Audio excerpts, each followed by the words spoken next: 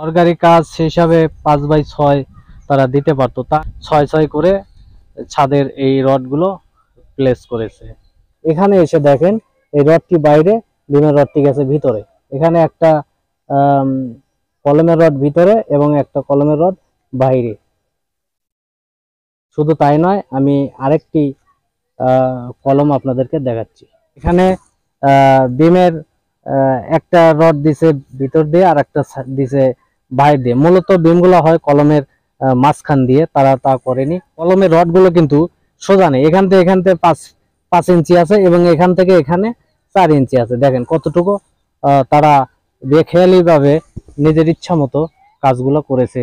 এখানে আমরা দেখতে পাচ্ছি বিমটি, তারা বিমের রডটি যে সাজিয়েছে, এই রডটি দেখেন দিয়েছে যে কলমের রড আছে, কলমের রডের উপর দিয়ে, এবং নিচের যে রডটি গেছে এই দেখুন, এই রডটি কোন দিয়ে এসে কোন দিকে চলে গেছে।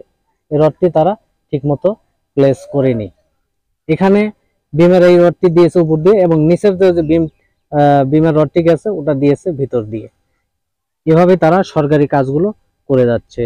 এখান থেকে এখানে প্রায় 9 ইঞ্চি ফাঁকা। এই বিমের রডগুলো এই শেষ পর্যন্ত দরকার ছিল, তারা যে এখানে 9 ইঞ্চি একটা গ্যাপ রেখেছে, এই যে এই গ্যাপটিতে কোনো প্রকার রড নেই। আরেকটি বিম কলম আমি আপনাদেরকে দেখানোর চেষ্টা করছি, সেটি হচ্ছে এখানেও প্রায় একই রকম সেম কাজ তারা করেছে। এই যে বিমের কলম শেষ পর্যন্ত কিন্তু এই বিমের রডগুলো পৌঁছায়নি বা যায়নি, নিচের অবস্থা দেখুন। এভাবে তারা সরকারি কাজগুলো করে যাচ্ছে। ঠিকাদার হচ্ছে পাবনা জেলার মবেল। আমি ইঞ্জিনিয়ারকে ফোন করেছিলাম, ইঞ্জিনিয়ার বলল আপনি যা পারেন করেন, তো উনি আমার কথার কোনো রেসপন্স করেনি। এমনকি তারা রডের ল্যাপিংগুলো ঠিক মতো দেয়নি। 2 ইঞ্চি করে 3 ইঞ্চি করে তারা ল্যাপিংগুলো ব্যবহার করেছে।